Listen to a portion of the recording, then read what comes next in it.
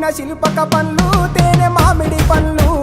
తీయంగా దిందామె తీరొక పండ్లు చిలక నేరేడి పండ్లు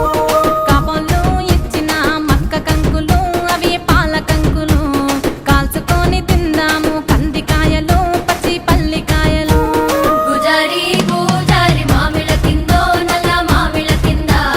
కుసుమరోళ్ళేసిన కుందన బొమ్మ అది కుందన బొమ్మ